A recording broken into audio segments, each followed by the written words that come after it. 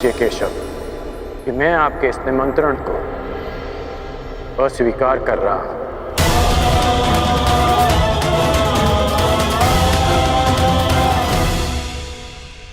अब वासुदेव, अंगराज थोड़े भावुक हो गए, परंतु आप निश्चिंत रहिए, हस्तिनापुर इस यज्ञ में अवश्य सम्मिलित होगा।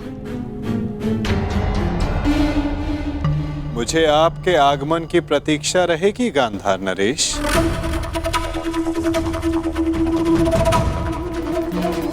और आपके मित्रों की भी।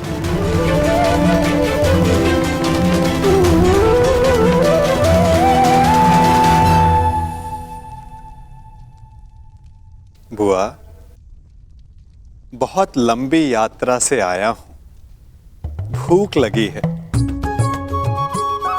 भ्राता भीम ने मुझे बताया था कि आप राजभोग और खीर बड़ी स्वादिष्ट बनाती हैं। भोजन नहीं कराएंगी?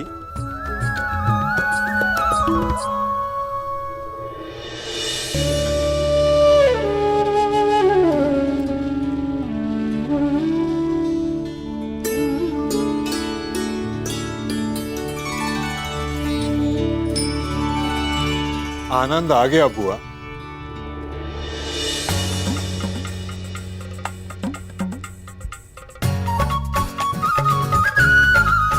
मार्ग में बहुत थक गया था बुआ, परंतु इतना स्वादिष्ट भोजन करके मानो जैसे मेरी थकान कहीं उड़ गई हो। और ये खीर,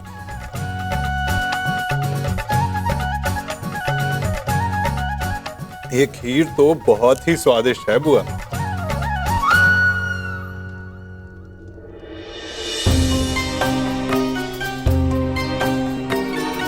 क्या हुआ बुआ?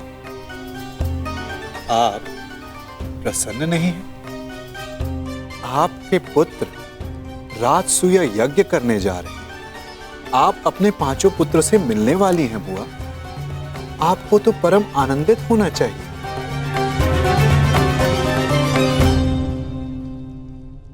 हाँ कृष्ण, बस एक ही दुख है, मेरा ज्येष्ठ पुत्र प्रायोजन में सम्मिलित नहीं हो पाएगा। कान्हा, ऐसा क्या है जो तुम्हारे बस में नहीं? क्या तुम कर्ण को इंद्रप्रस्थ ले आ सकते हो?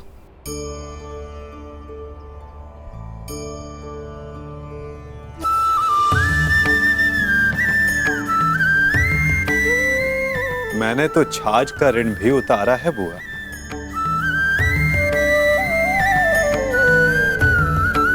और आपने इतनी मीठी खीर खिलाई है तो प्रयास अवश्य करूंगा कि इसका ऋण भी उतार सकूं। आपका ज्येष्ठ पुत्र अपने पांचों अनुजों के साथ इस राजसूय यज्ञ के आयोजन में सम्मिलित हो सके।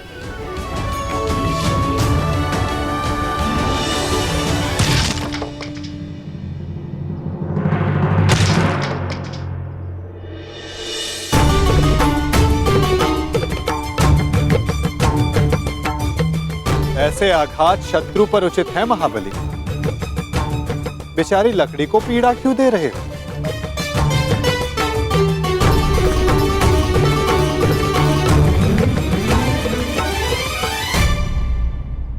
क्योंकि मैं अपने शत्रु पर आघात नहीं कर सकता, इसलिए मैं अपना शोभ इन लकड़ियों पर निकाल रहा हूं।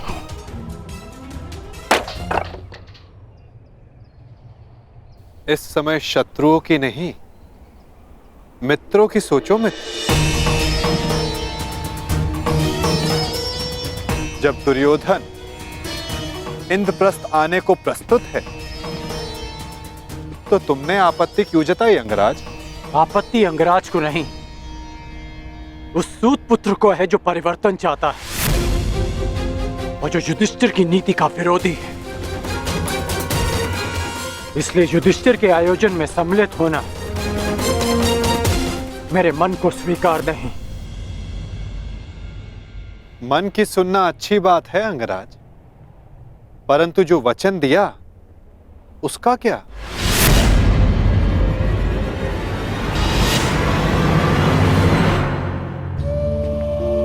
पांडवों की अनुपस्थिति में बुआ कुंती की रक्षा करने का वचन तुमने स्वयं को ही दिया था ना, वो नहीं निभाओगे?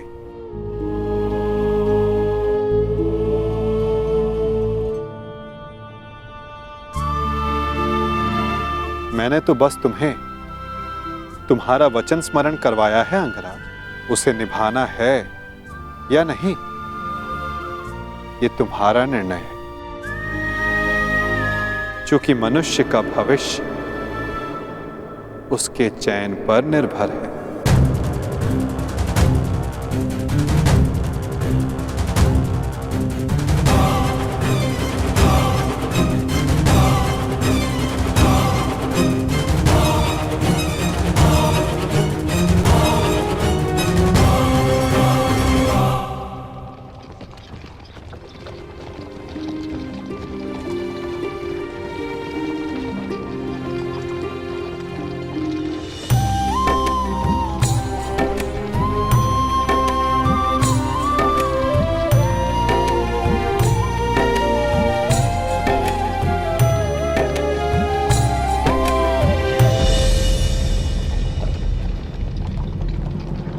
सारथी, रथ रोको।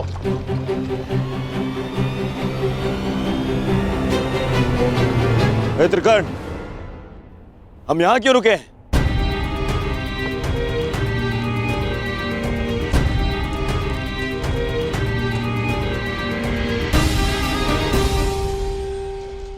हम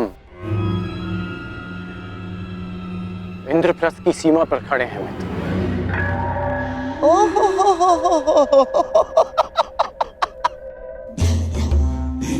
ये है इंद्रप्रस्थ जिसकी प्रशंसा करते करते उस वासुदेव की जीवा थक नहीं रही थी। सुना है कि इंद्रलोक से भी अधिक सुंदर है ये इंद्रप्रस्थ। कैसा इंद्रलोक! ऐसा प्रतीत होता है कि दरिद्र लोक में पहुंच गए हैं हम।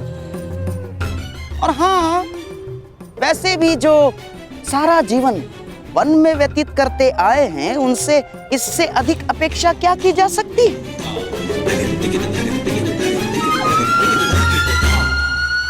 अब तो हस्तिनापुर संदेश भिजवाकर गुप्तचरों को ही बुलाना होगा कि वो जाकर खोजें कि किस गुफा में पांडवों ने अपना साम्राज्य स्थापित किया है।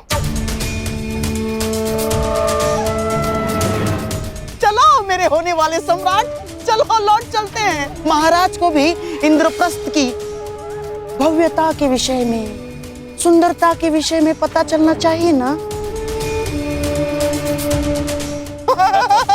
आओ। रुकिए गांधार नरेश।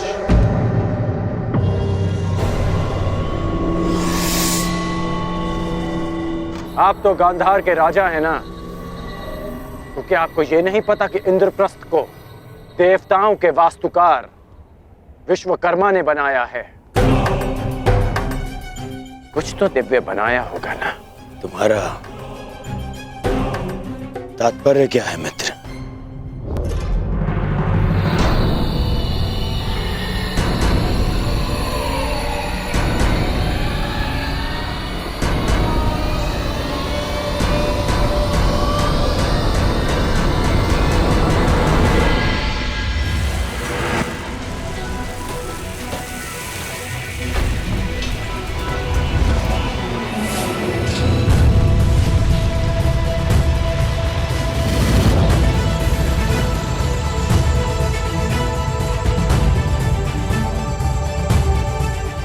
वो रहा इंद्रप्रस्थ मित्र।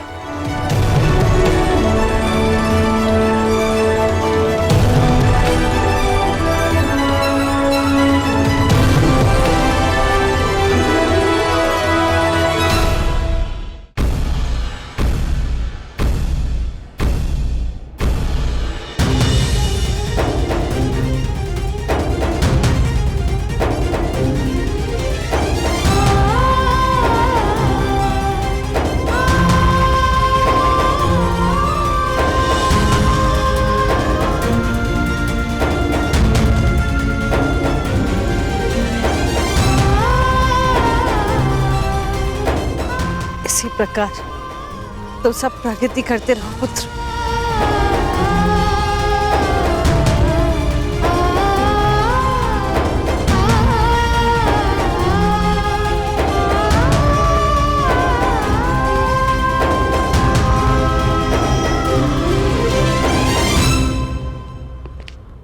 धन्यवाद मित्र, बुआ को अपने साथ लाने के लिए। धन्यवाद स्वीकार नहीं कर सकता वासुदेव। मैं यहाँ केवल अपना वचन निभाने आया हूँ। कारण कुछ भी हो मित्र, परंतु इस समय तुम पांडवों के अतिथि बन ही गए। अब सत्कार तो स्वीकारना पड़ेगा ही।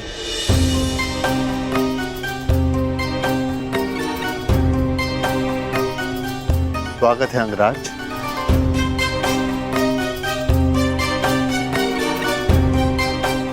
इंद्रप्रस्थ आपका अभिवादन करता है।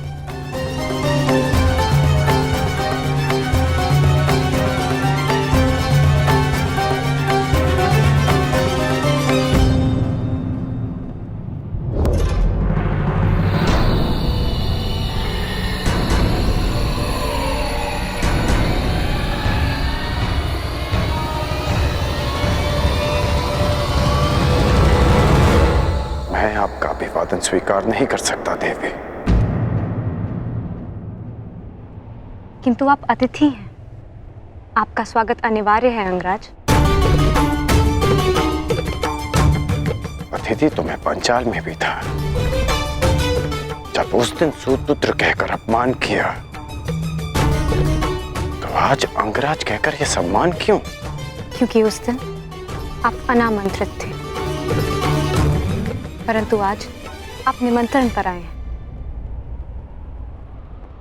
राजकुल की परंपरा कदाचित मैं कभी नहीं समझ पाऊंगा। आप सब जब चाहे नियम तोड़ मरोड़ लेते हैं, परंतु एक योद्धा के लिए एक नियम कभी नहीं बदलता कि वो ना कभी हार स्वीकारता है और ना अपमान।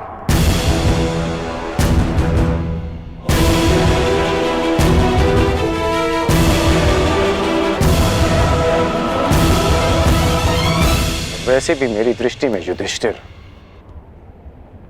युवराज दुर्योधन से श्रेष्ठ शासक नहीं है। परंतु एक ये शासक तो अपना अपना दृष्टिकोण है अंगराज। अति सुंदर।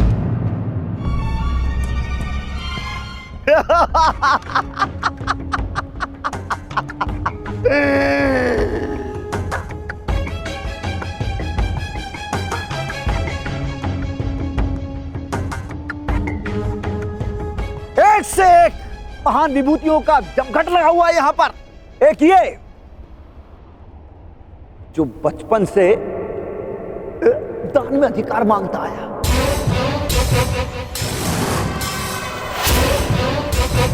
और ये बचपन से ही सब कुछ छल से चुराता आया, और उसके उपरोक्त ये महान पांडव इस हीन को अतिथि मानकर इसका आदर सत्कार कर रहे हैं।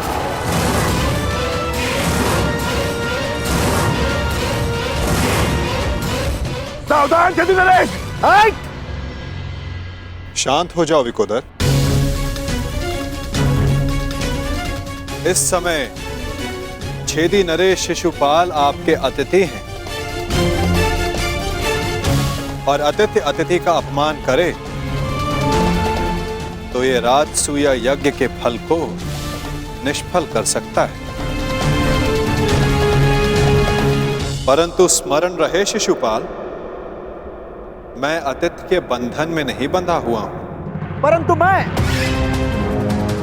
छेदी नरेश शिशुपाल सभी बंधनों से मुक्त हूं। तेरे अतिरिक्त मेरा कोई वध नहीं कर सकता। अपने मामा का वध करने वाला रणछोड़, थोड़े बंधन में तो तू बंधा हुआ है।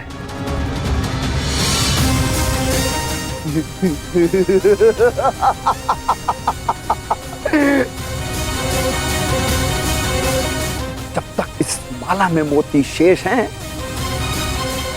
तू भी मेरा कुछ नहीं बिगाड़ सकता।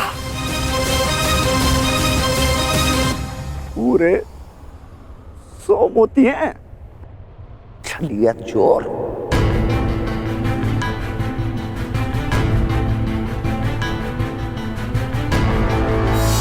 नहीं शिशुपाल, अब केवल 99 रह गए और जैसे ही ये सारे मोती समाप्त हुए तुम्हारे 100 अपराध भी पूरे हो जाएंगे और समाप्त भी। ऐसा अवसर मैं तुझे नहीं दूंगा। स्त्रियों के वस्त्र चुराने वाले। शिशुपाल, वरदान यह है कि तुम्हारा कोई वध नहीं कर सकता, परंतु मर्यादा का उल्लंघन किया तो कहीं ऐसा न हो कि तुम्हारा वध करने वाले को भी तुम पर दया आ जाए।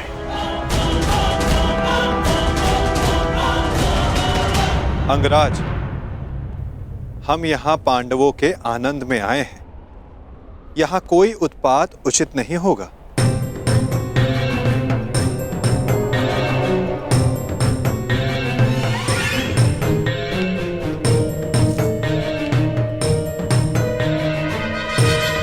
स्वागत स्वीकार करो शिशुपाल।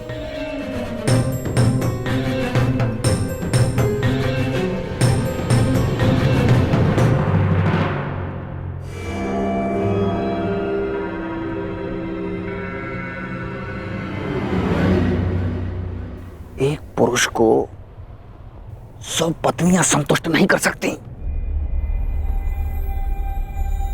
और तुम अकेली ने 5 को संतुष्ट कर दिया।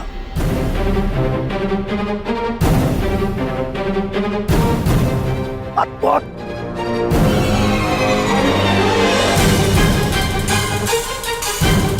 संतोष मनुष्य की शील में होता है और शील मनुष्य की दृष्टि में। अपनी दृष्टि सीधी कर लीजिए। वो क्या है ना, टीका टेढ़ा हो जाएगा।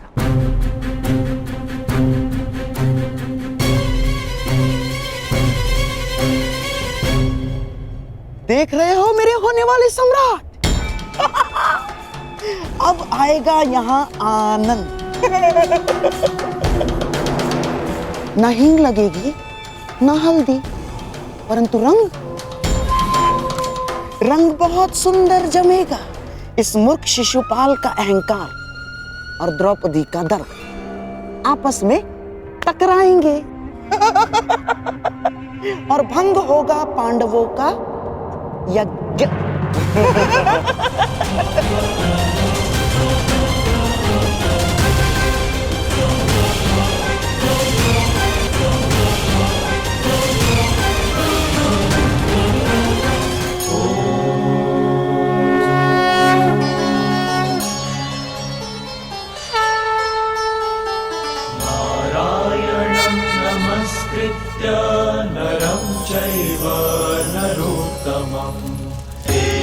सरस्वतीं व्यासं ततो जयमुदीरये। मामाश्री, जब तक ये कृष्ण यहाँ पे है वो इस यज्ञ को भंग होने नहीं देगा। इसका उत्तर कृष्ण के छल के उत्तर में ही तो ये शिशुपाल नामक फल लाया हूं मैं।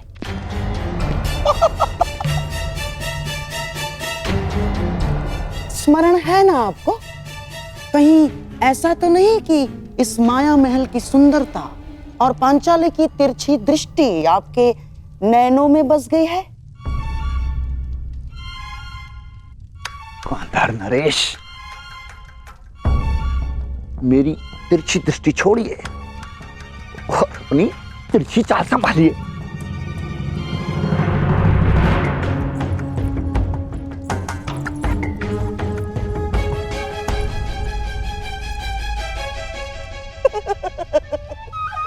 छेदी नरेश, द्रौपदी उस दिशा में अकेली जा रही है।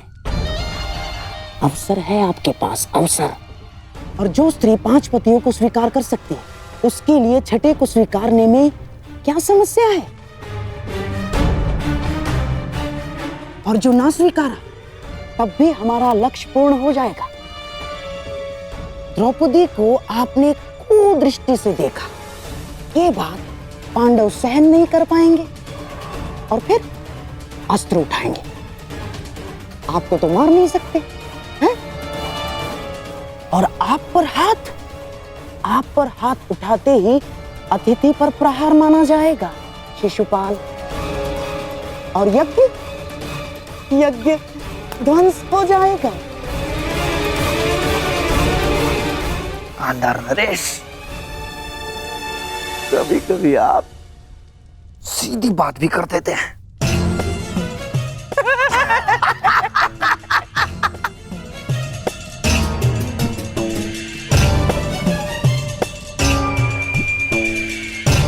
आओ मेरे होने वाले सम्राट, अग्नि प्रज्वलित कर दी है। आओ थोड़ा घी भी डाल दें।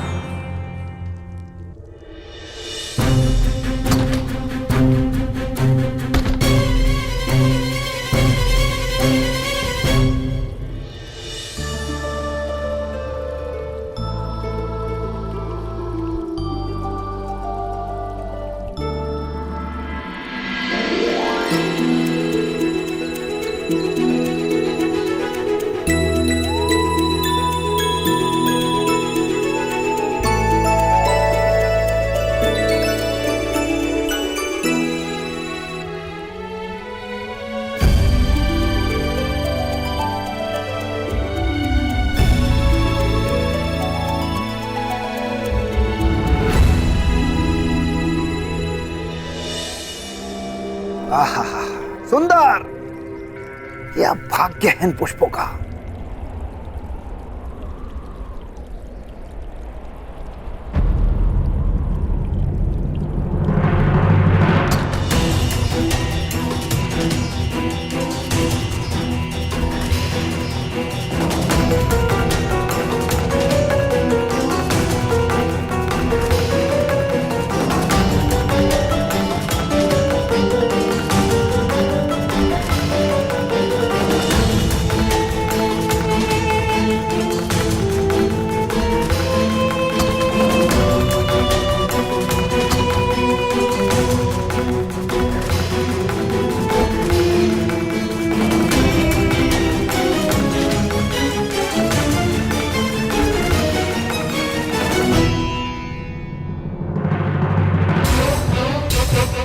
पांडवों का भाग्य इन पुष्पों की भांति जाग गया है। जरा भी जगा दो। अपनी मर्यादा में रहो शिशुपाल। हट! वहां 5 पतियों वाली स्त्री मुझे मर्यादा में रहना सिखाएगी। ये तुम्हें शोभा नहीं देता पंचाली। यदि मेरे 5 पतियों को तुम्हारी इस हरकत का पता चला तो छेदी राज्य नरेश विहीन हो जाएगा।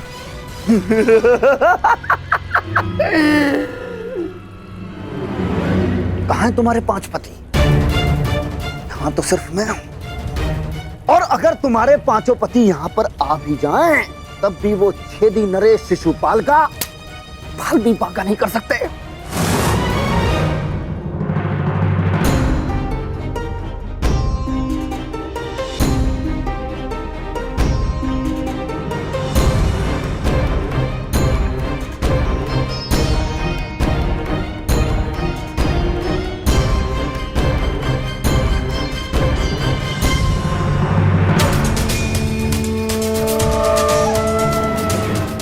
अग्निसुता याज्ञ सेनी हूं, भस्म हो जाओगे। देखता हूं इस अग्नि में कितना ताप है।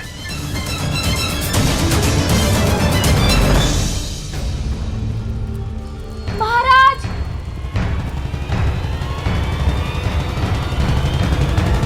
छेदी नरेश महाराज रानी पर कुदृष्टि डाल रहे हैं।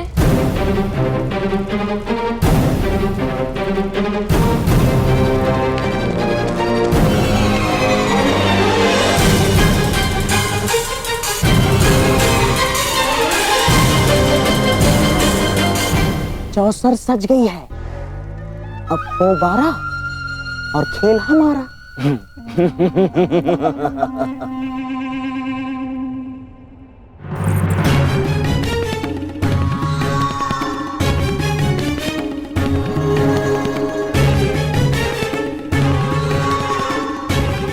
आज मुझे अपने ताप का अनुभव करने दो पांचाली।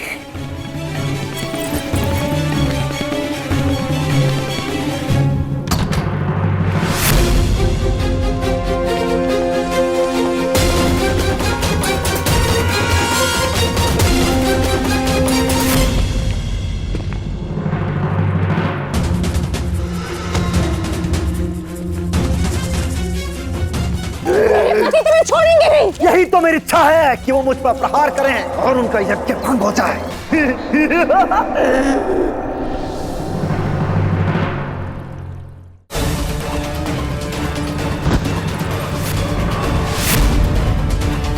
अतिथि हूं,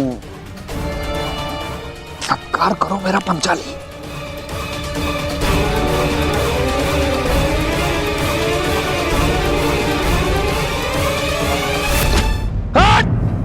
तो हो गया यज्ञ भंग। आ गए कुंती के पुत्र तुम्हें बचाने।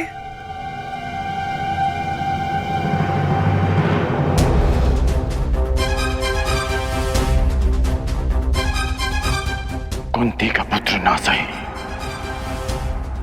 एक पुत्र आया है, एक स्त्री का मान बचाने।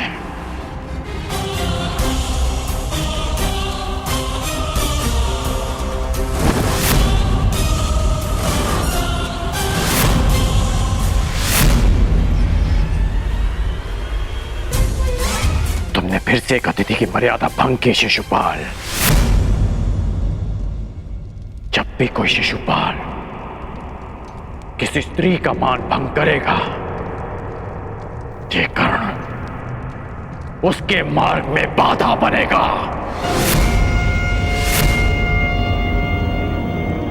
आज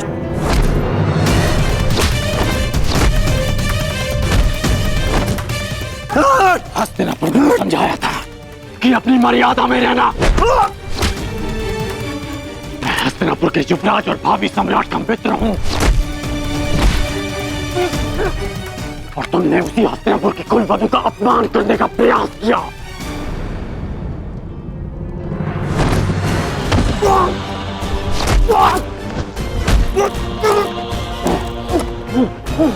पांडव बंधन में हो सकते हैं, परंतु कर्ण इस समय किसी बंधन में नहीं।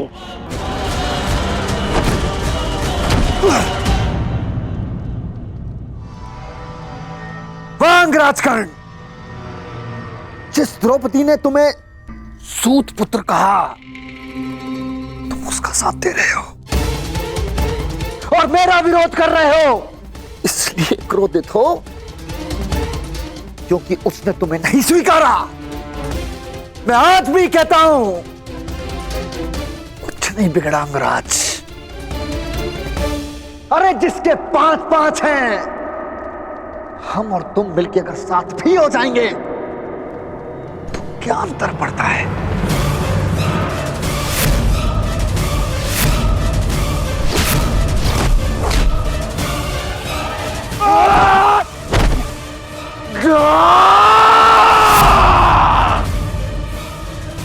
तुम जैसे कुबुद्धियों के लिए इस संसार में कोई स्थान नहीं।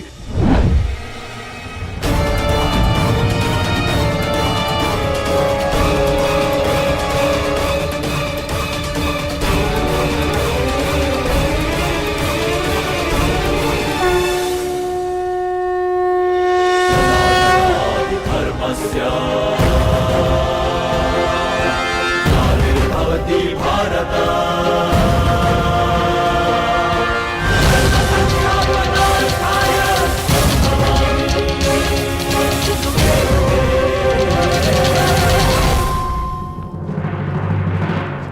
यही है वो नीच। आज भले ही यज्ञ भंग हो जाए, परंतु इस नराधम का वध तो निश्चित है। इसके शरीर में इतने बाण फेंकूंगा कि वायु परिवेश का स्थान भी नहीं बचेगा।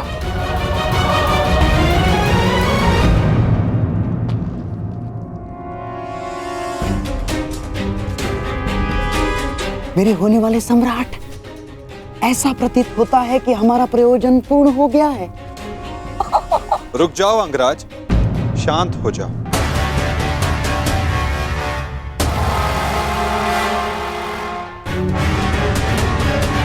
जाने दो इसे। नहीं केशव, नहीं। हम सब किसी प्रयोजन से जन्म लेते हैं और किसी ना किसी प्रयोजन के अंतर्गत मृत्यु भी होती है। और इस समय शिशुपाल के जन्म का प्रयोजन सिद्ध नहीं हुआ है अंगराज, ना ही उसके मृत्यु का।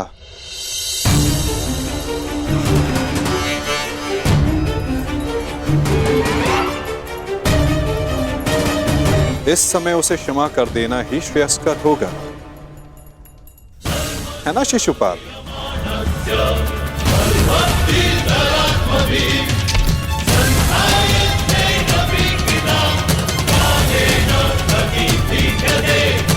इसने हमारे सारे प्रयत्नों पर पानी फेर दिया। तुमने इसे अपना मित्र चुना है या नियति ने पांडवों का?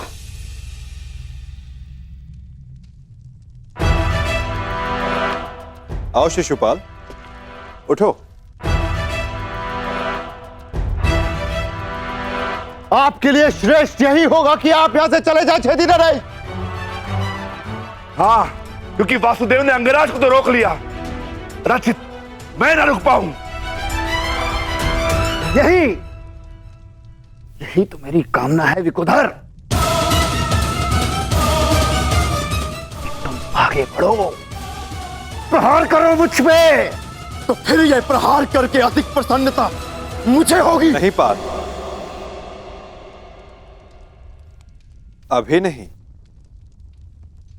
परंतु क्यों माधव, आप इसे दंड देने से क्यों रोक रहे हैं? क्योंकि अभी उचित समय नहीं आया है पार्थ। शिशुपाल के जन्म का प्रयोजन अभी पूर्ण नहीं हुआ है।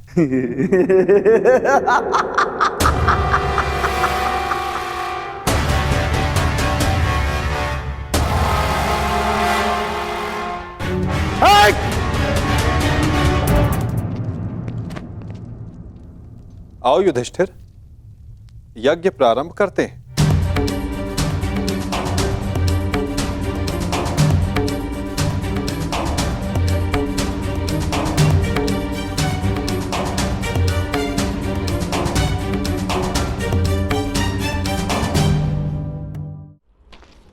रुक जाइए अंगराज।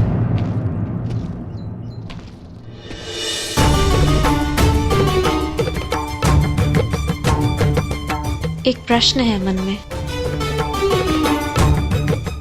जिसका सम्मान न लिया, उसके मान के लिए द्वंद्व क्यों किया?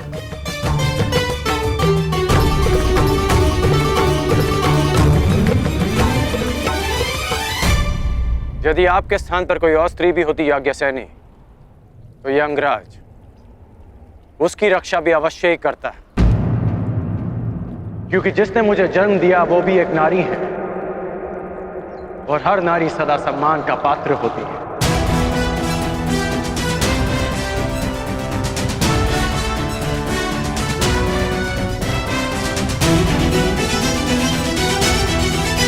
पुरुष का अपमान करने के पश्चात भी।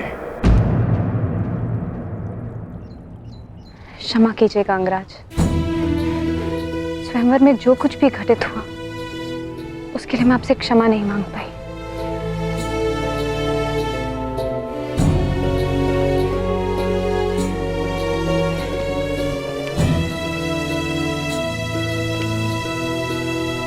क्षमा उस कर्म के लिए मांगनी चाहिए देवी जिसके परिणाम से खेद हो। क्या सत्य में आपको उस कर्म के परिणाम का पछतावा है?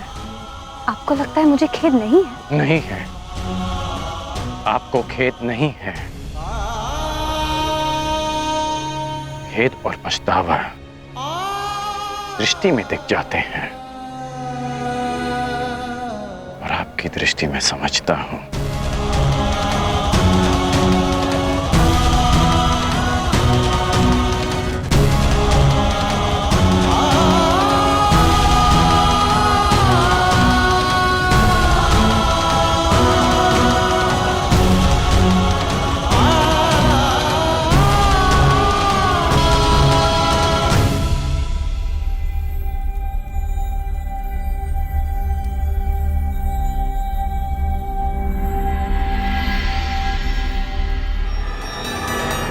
छेदी नरेश, आपको भी शीघ्र ही अवसर मिलेगा आपके अपमान का प्रतिशोध लेने का।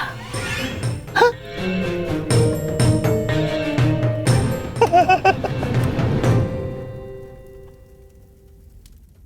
अब सारे अतिथि राजा अपनी अपनी भेंट होने वाले सम्राट को प्रस्तुत करें। देखते जाइए छेदी नरेश, हमने भी मनोरंजन का प्रबंध किया है।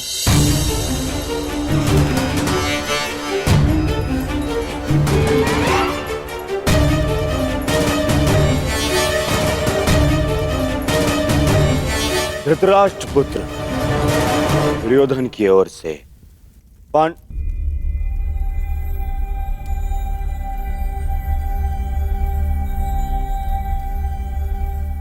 पांडुपुत्र नहीं,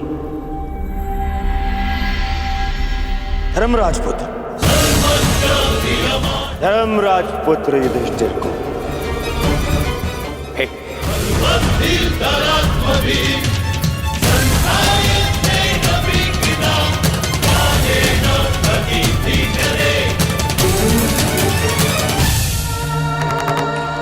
धृतराष्ट्र पुत्र दुर्योधन की ओर से पांडुपुत्र नहीं,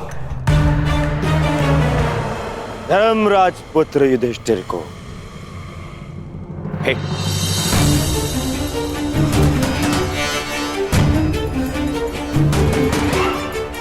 धृतराष्ट्र पुत्र दुर्योधन की ओर से पवन पुत्र भीम को सह प्रेम भेंट स्वीकार करें।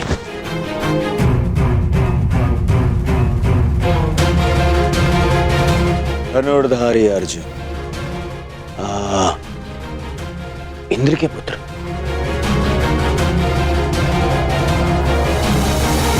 गुरुवंशी धृतराष्ट्र के पुत्र दुर्योधन की ओर से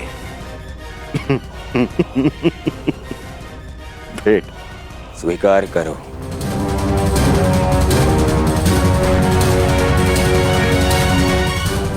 अश्विनी कुमार के पुत्रों को धृतराष्ट्र पुत्र दुर्योधन की ओर से भेंट।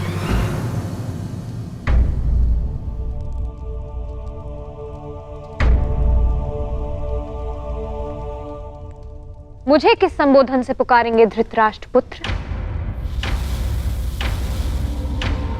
अब 5 पतियों की एक पत्नी को मैं क्या कह के पुकारूं?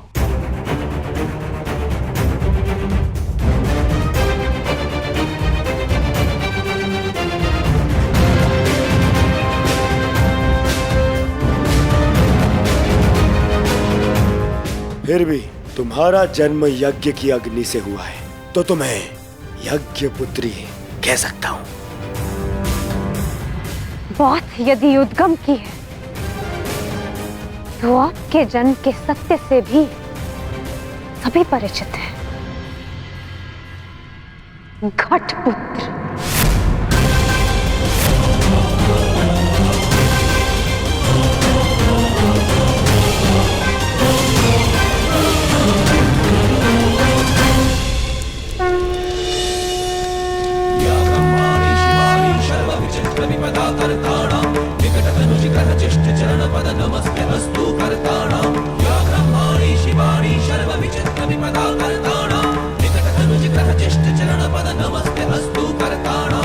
अब राजसूय यज्ञ संपन्न हुआ। अतिथियों के पूजा के बाद ही आप सम्राट सिद्ध होंगे। मैं अग्र पूजा के लिए उन्हें आमंत्रित करना चाहता हूं जो आर्य व्रत के सर्वश्रेष्ठ पुरुष हैं, जिनके कारण ये यज्ञ संपन्न हुआ है, और वो हैं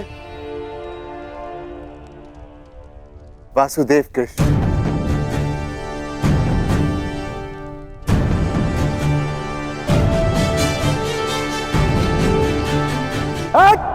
रुक! अब समय आ गया है इस यज्ञ के विध्वंस का और शिशुपाल की दुष्टता के प्रारंभ का। समय आ गया है शिशुपाल की धृष्टता के अंत का। किसकी अग्र पूजा कर रहे हो युधिष्ठिर? इस कृष्ण की? अग्र पूजा उसकी होती है जो हर क्षेत्र में सर्वश्रेष्ठ हो, हर क्षेत्र में अग्र हो। और ये कृष्ण, ये तो छल करने में अग्र है। मैं इसको सर्वश्रेष्ठ नहीं मानता। शिशुपाल, अग्र पूजा किसकी की जाए, वो यज्ञ के आह्वानकर्ता का अधिकार है। आप अपनी मर्यादा से बाहर जा रहे हैं। निसंदेह।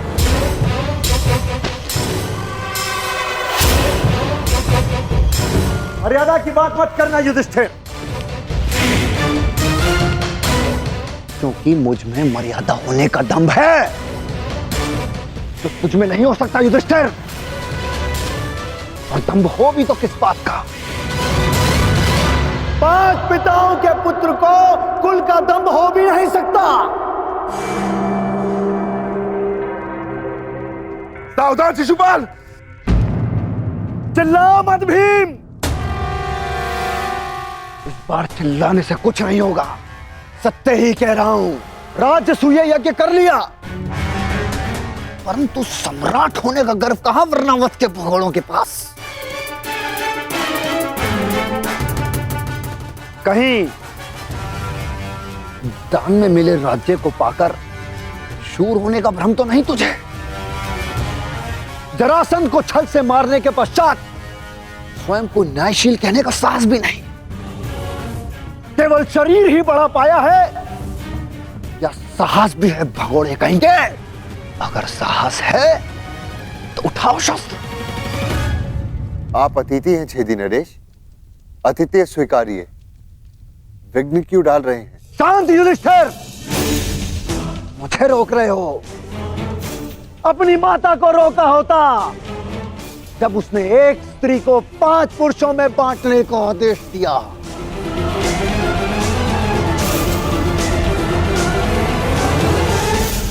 स्त्रियों का सम्मान करना सीखो शिशुपाल। ये मत भूलो कि तुम भी एक नारी की कोख से जन्मे हो। ये देखो, श्री कृष्ण वासुदेव बोले, सार का सबसे बड़ा पाखंडी, छली, कामी मुझे सिखाएगा कि किसका अपमान किया जाए, किसका सम्मान।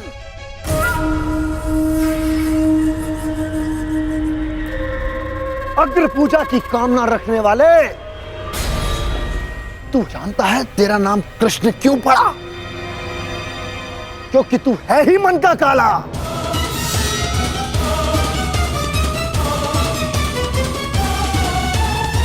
तेरे माता पिता ने तुझे जन्म देते ही इसलिए त्याग कर मथुरा से गोकुल पहुंचाया क्योंकि तेरे पांव देखते ही भाप गए थे कि तू कुलनाशक सिद्ध होगा।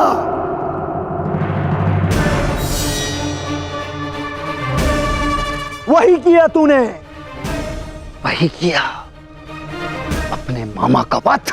जीभा और अश्व की गति एक समान होती है शिशुपाल। यदि उसके रास को कसकर ना रखा जाए तो अश्व अपने सवार को गिरा देता है और जीभा बोलने वाले को। श्री कृष्ण वासुदेव की बड़ी बड़ी बातें, अरे जो सत्य है उसको तू कहने में जिह्वा को लाज कैसी? बचपन से धूर्त रहा है तू।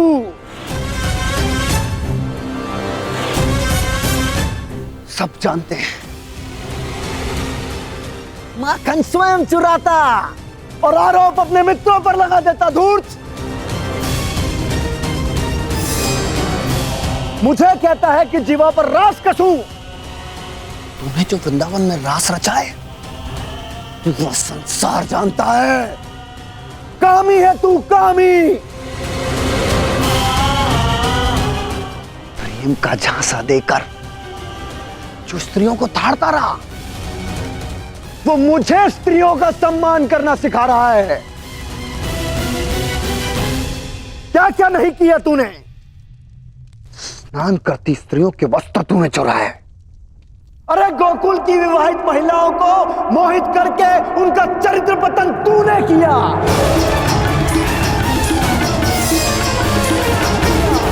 मैं सावधान करता हूं तुम्हें, मेरे धैर्य की परीक्षा ना लो शिशुपाल, अपनी सीमा में रहो।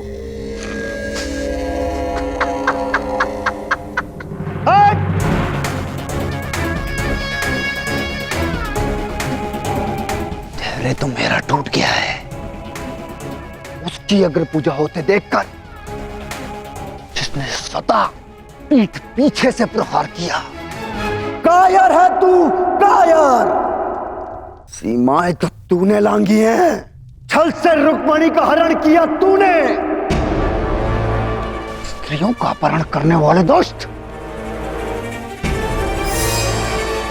तुम्हारे पापों का घड़ा भरता जा रहा है शिशुपाल, सावधान।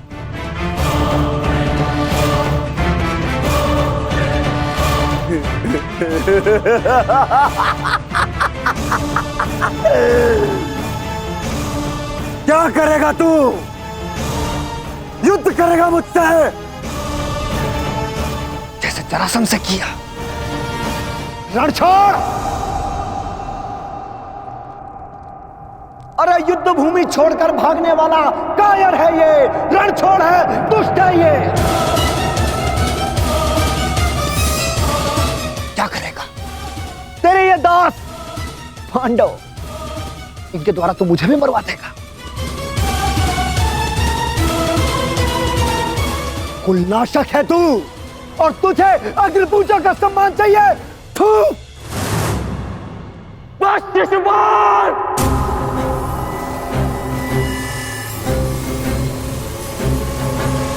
अपनी सीमा को वश में रखो। हट। मुझे एक सूत पुत्र की मंत्रणा की आवश्यकता नहीं है। ये मेरा और इस ग्वाले का प्रकरण है।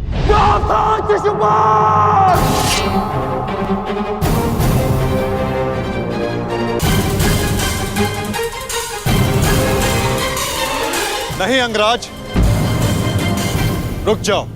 निकाल देने दो छेदी नरेश को अपने मन का मैल। इनका नाश करने के लिए अपना बाण व्यर्थ मत करो। इनकी जीभा स्वयं इनके नाश का कारण बन जाए।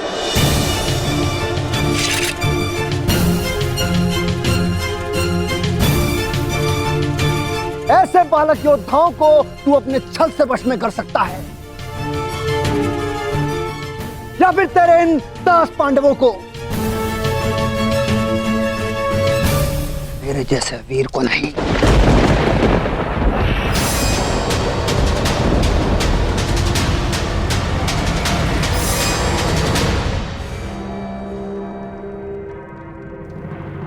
श्री,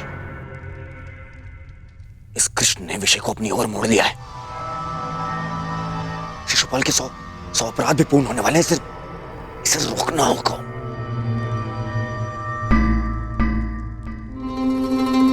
शिशुपाल ठहरो। चुप। दूर रहना कायर दुर्योधन। स्वयं से कुछ होता नहीं है और मुझे रोक रहे हो। बैठे रहो अपने मामा को त्रिया पकड़कर। आज इस स्त्री के मान का पाखंड करने वाले को उसका उचित स्थान दिखाकर रहूंगा मैं।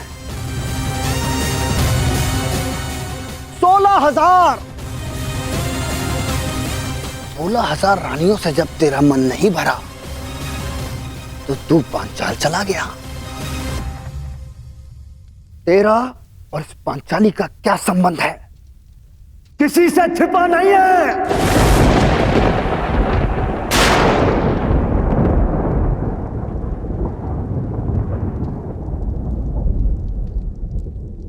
पांचाली का विवाह तूने जानबूझकर इन पांडवों से करवाया, क्योंकि तू जानता है ये मूर्ख कभी तेरा विरोध नहीं करेंगे।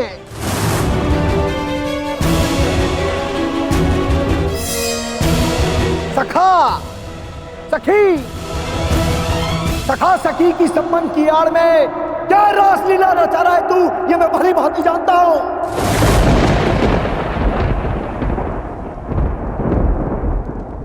पर स्त्री गमन करने वाला पापी नहीं, महापापी है तू।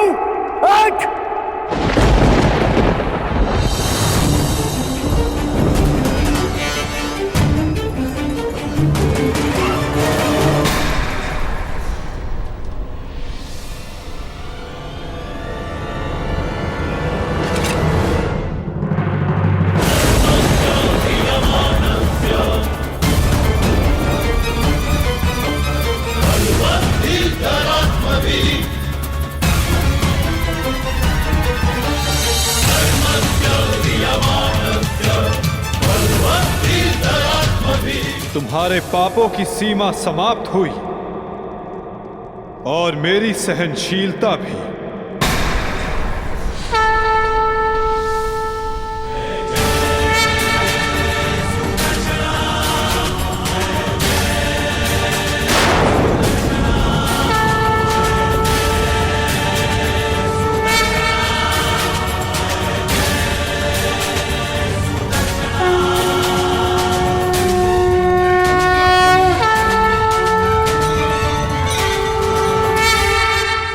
तुम्हारे पापों की सीमा समाप्त हुई और मेरी सहनशीलता भी।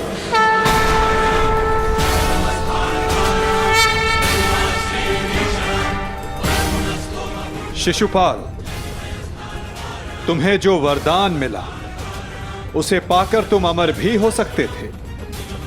मृत्यु का भय नहीं था। इसलिए संसार और मानवता की भलाई के लिए, उसके कल्याण के लिए तुम वो कार्य कर सकते थे जिनके लिए तुम्हारा नाम सदा स्मरण किया जाता शिशुपाल। परंतु शक्तिशाली होने के अहंकार में तुम अपने वरदान को व्यर्थ कर बैठे शिशुपाल।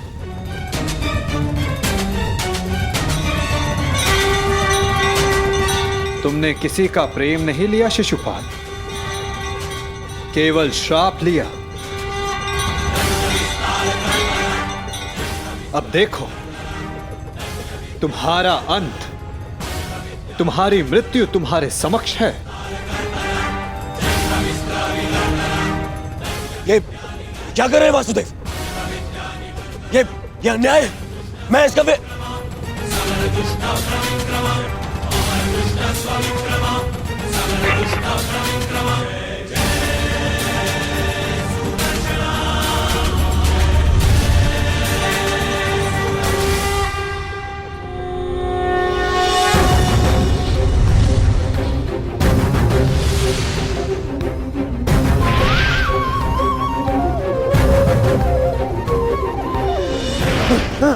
दुर्योधन बचा लीजिए।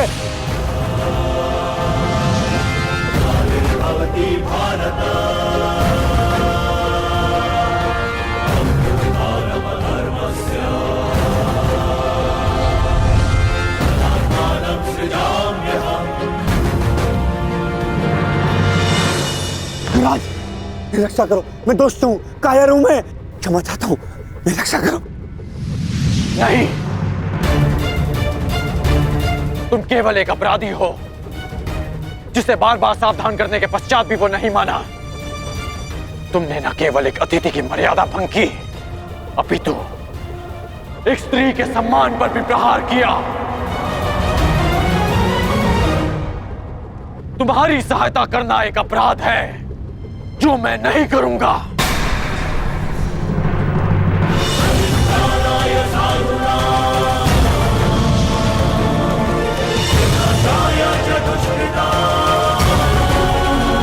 वासुदेव, क्षमा करना।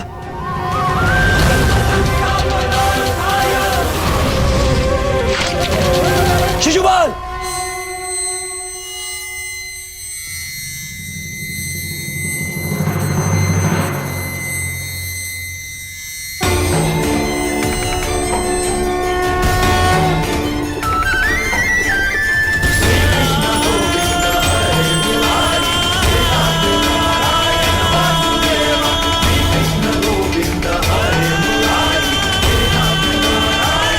यही तुम्हारे पापों और अपराधों का अंत है और तुम्हारे दुखों से तुम्हारी मुक्ति भी। अनर्थ हो गया वासुदेव, अनर्थ। जिस अतिथि के केवल अपमान से यज्ञ भंग हो जाता है, वहां उसका वध कर दिया आपने। मेरे भांजे युधिष्ठिर का यज्ञ भंग कर दिया आपने। अनर्थ हो गया वासुदेव, अनर्थ। मेरे भांजे युधिष्ठिर को सम्राट बनने से रोक दिया आपने, इस इंद्रप्रस्थ को शापित कर दिया।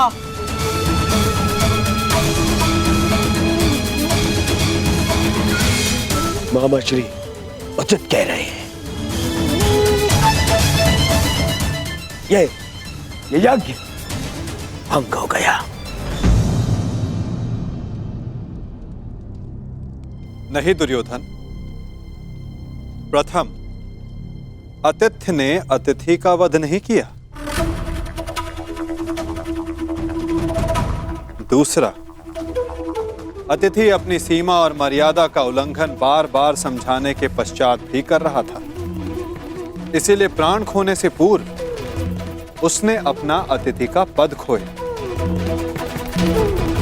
तीसरा, उसने अपराध किया जिसका उसे दंड मिला।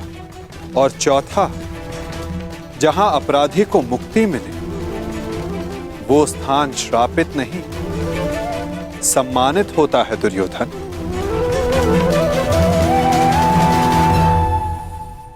विश्वास ना हो तो अपने मित्र अंगराज से पूछ लो। वासुदेव ठीक कह रहे हैं मित्र।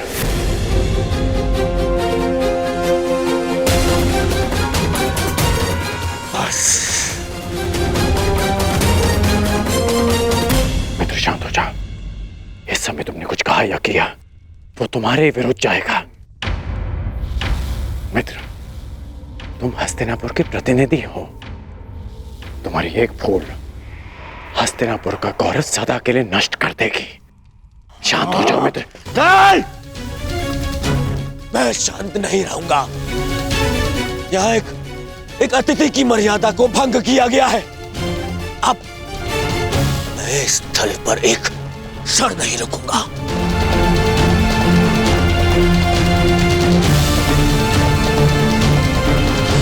दुर्योधन, दुर्योधन, जो सोच कर आए थे वो कुछ नहीं हुआ।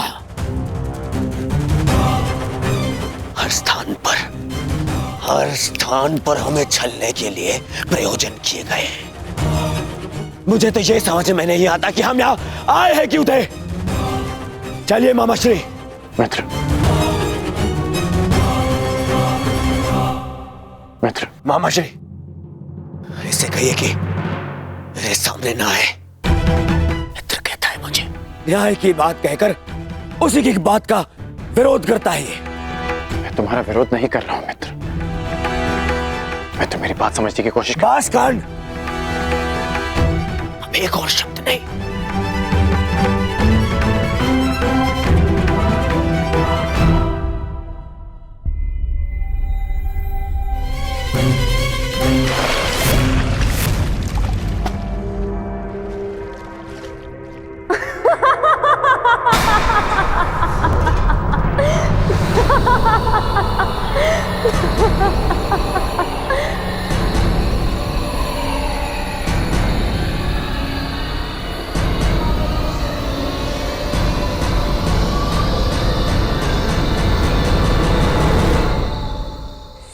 की उनके पिता से तुलना करने वाला स्वयं भूल बैठा कि वो किसका पुत्र है।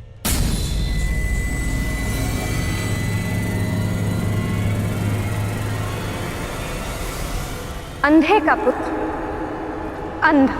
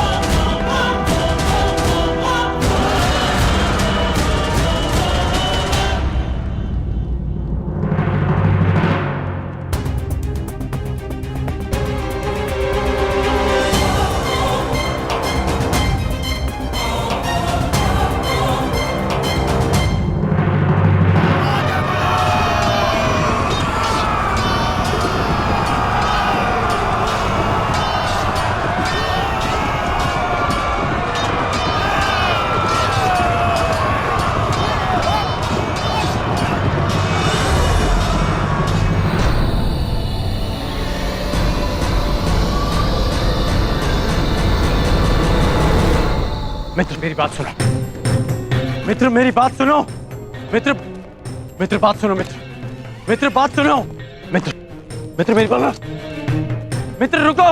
नहीं गण, ये रुकने का नहीं, प्रारंभ का समय है, प्रतिशोध का प्रारंभ। यद्यपि युधिष्ठिर को मैं सम्राट बनते हुए नहीं देख सकता था, फिर भी मैं आया, है ना? पर आज द्रौपदी ने मेरा अपमान कर दिया। कर्ण, मुझे अंधे का पुत्र अंधा कहा, मेरे पिता का अपमान कर दिया, इन पांडवों ने मेरा अपमान कर दिया। कर्ण, मैंने तुमसे कहा था कि मैं इन पांडवों का कभी आयत नहीं करूंगा, परंतु ये भी कहा था यदि किसी ने मुझे उकसाया तो मैं शांत नहीं रहूंगा। जो आज मेरे साथ में हुआ, जो पांचाली ने मुझे कहा, वो मैं कभी नहीं भूलूंगा और इन्हें भूलने भी नहीं दूंगा। इतिहास स्मरण रखेगा इस पल को और इसके परिणाम को। इस सम्मान का मूल्य चुकाना होगा इस पांचाली को और उन पांडवों को भी।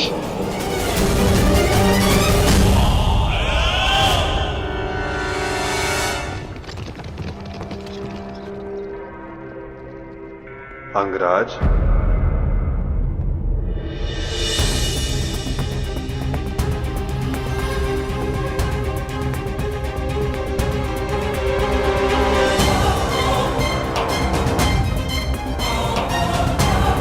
तुमने जिसका चयन किया उसने तुम्हारा साथ छोड़ दिया मित्र। अब भी समय है, अंतिम अवसर है, उचित चयन कर लो मित्र। अपने चयन का अंतिम अवसर मैं रंगभूमि में छोड़ आया हूं वासुदेव, परंतु आपको किसी और को अपने कर्म और शब्दों के चयन के विषय में सावधान कर देना चाहिए था। आप ही ने कहा था ना केशव कि प्रत्येक कर्म के अपने परिणाम होते हैं। उसी भांति मुख से निकले प्रत्येक शब्द के भी अपने परिणाम होते हैं। और मुझे भय है कि पांचाली के शब्दों के परिणाम उचित नहीं होंगे।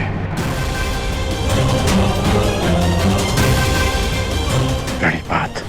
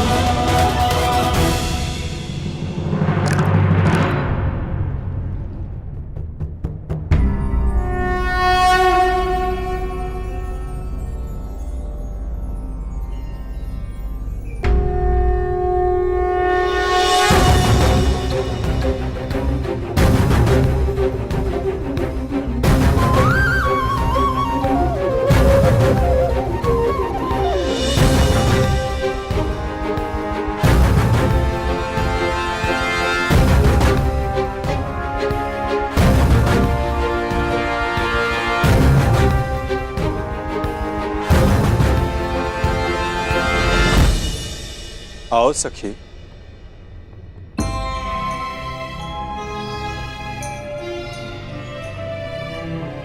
बिना मुझे देखे, बिना कुछ सुने आपने मुझे कैसे पहचान लिया सखा?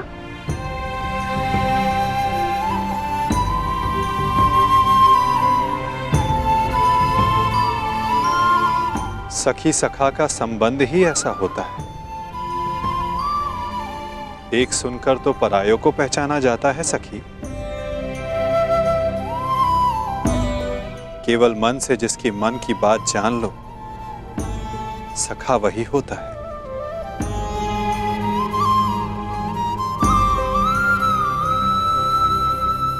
सखा, सखा आपके हाथ से तो अभी तक रक्त बह रहा है।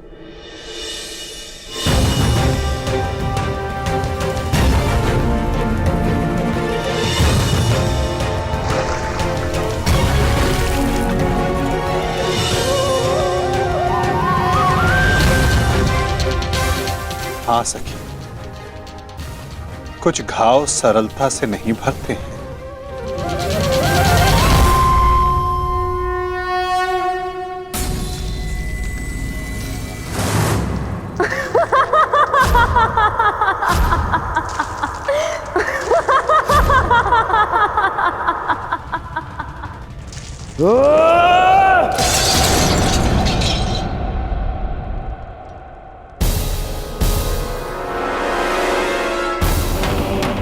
अंधे का पुत्र अंधा, अंधे का पुत्र अंधा, अंधे का पुत्र अंधा, अंधे का पुत्र अंधा।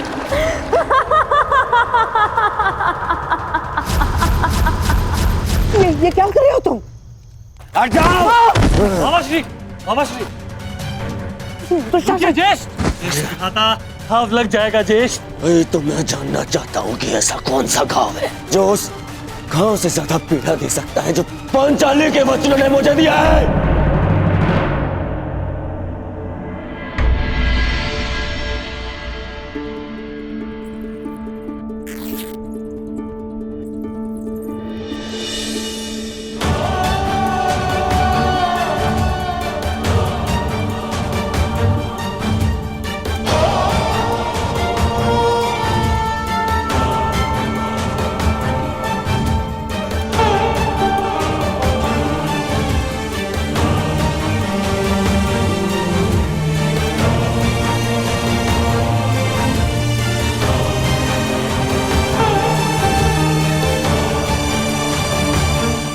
मैं जानती हूँ सखा कि आपने शिशुपाल का वध क्यों किया।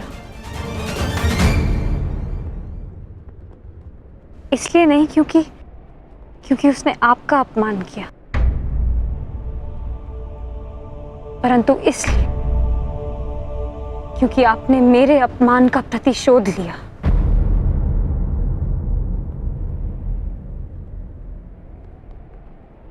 प्रतिशोध सबसे भयंकर अस्त्र है याज्ञसेनी, जो कभी ना भर जाने वाले घाव दे देता है।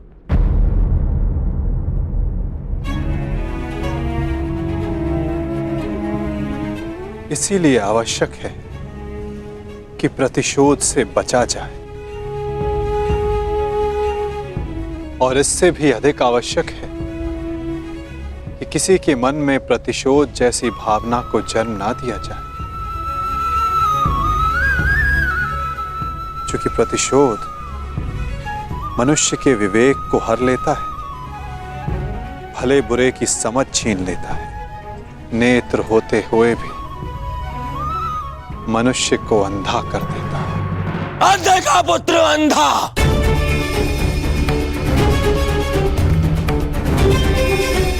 मेरे पिता का अपमान किया, मेरे, और मैं दुर्योधन इतना दुर्बल निकला कि ना मैं उस समय अपना प्रतिशोध ले पाया और ना अब लेने के सक्षम हूं। मामा, मुझे प्रतिशोध चाहिए, या तो मुझे प्रतिशोध दो मामा, या मुझे विष दे दो। ये तो उस पांचाली के विद्रोह से छीनकर उसकी मुख पर सदा के लिए पीड़ा भर दो।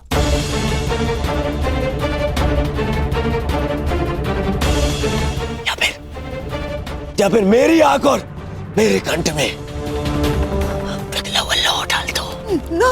हाँ, पिघला हुआ लौह डाल दो मामा, क्योंकि मैं केवल इसलिए प्रतिशोध नहीं ले सकता कि मैं सम्राट नहीं हूं, और मेरे पिता मुझे युद्ध की आज्ञा नहीं देंगे। और इस अग्नि में जलने से अच्छा होगा कि मैं अपने चिता में अग्नि लगाऊं और उसमें कूद जाऊं।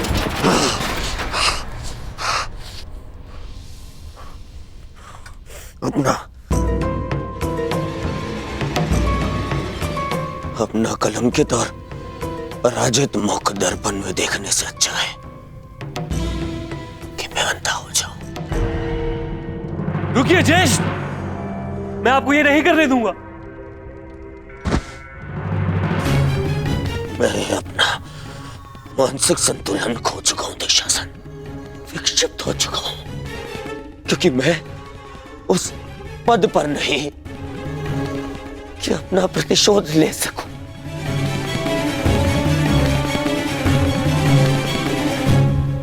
और मेरे पिता जो सक्षम है, उन्हें मेरे आंसू दिखाई नहीं दे सकते। हे ईश्वर, यदि यही मेरा प्रारब्ध था तो मुझे भी जन्म लेते ही अंधा क्यों नहीं कर दिया तूने? क्यों?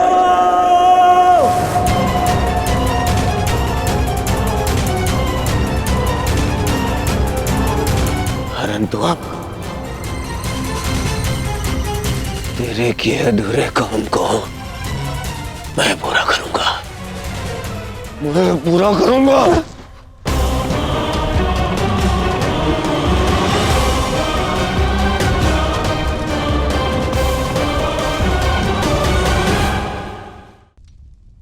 बस दुर्योधन, बस। मेरा दुर्भाग्य और मत बढ़ा।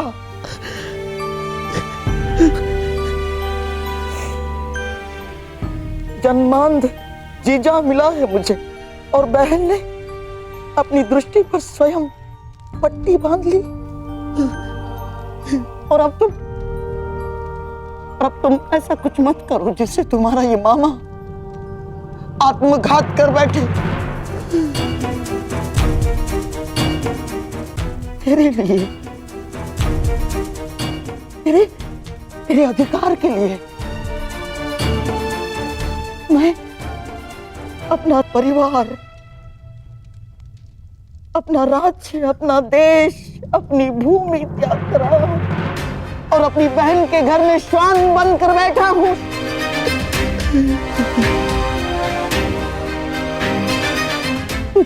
तुझे कुछ हो गया तो तेरे पास कुछ शेष नहीं बचेगा दुर्योधन। टूट जाऊंगा मैं।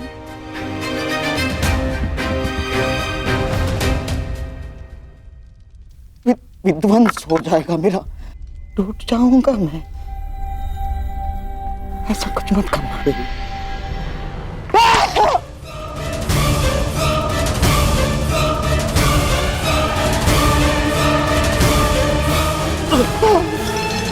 मामा, मामा। बरसों पहले मैं यहां आया था कि तुझे तेरा अधिकार दिला सकूं, उस अन्याय का त्राण कर सकूं जो गांधारी के साथ हुआ है।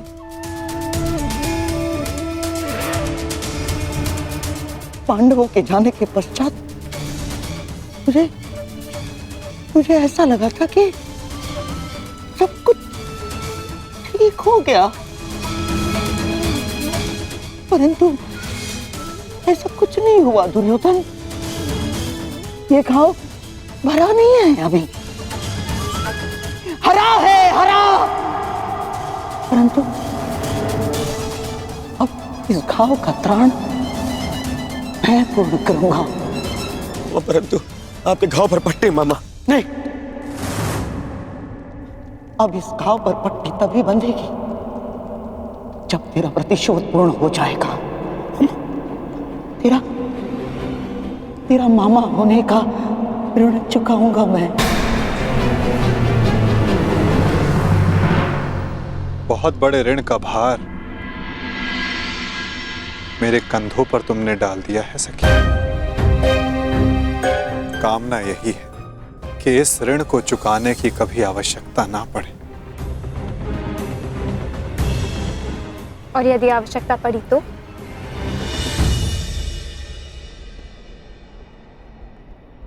तो फिर इस चीर के हर धागे का ऋण 100 गुना करके चुकाएगा तुम्हारा ये सखा।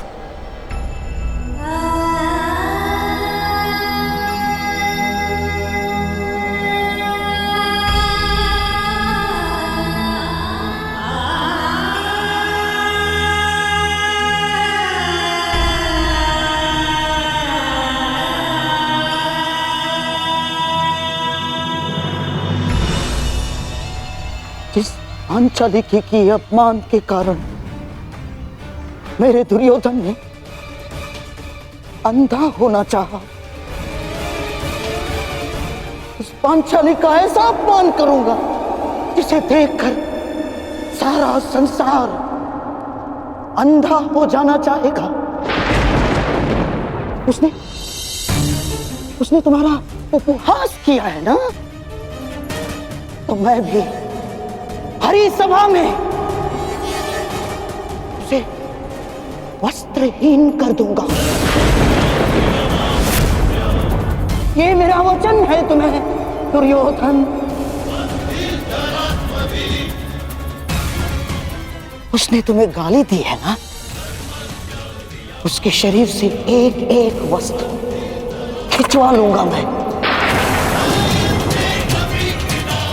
ताकि भरी सभा में पड़ती हजारों दृष्टियां उसे काली जैसी लगे। भरी सभा में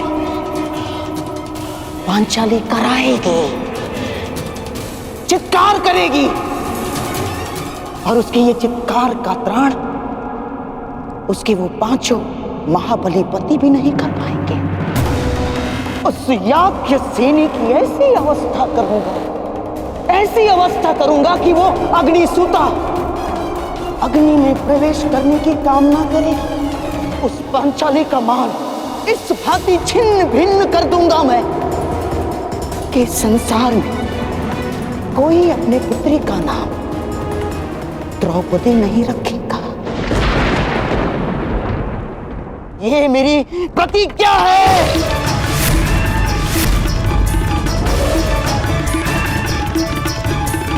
कहते हैं युद्ध भूमि में बहा रक्त इतिहास बदलता है, परंतु इस बार इतिहास बदलेगा।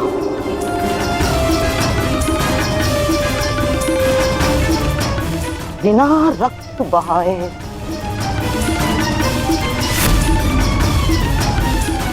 और उसे बदलेंगे शकुनी के पास से। संसार की सबसे बड़ी विजय युद्ध भूमि के व्यू में नहीं, चौसर के व्यू में होगी। चौसर के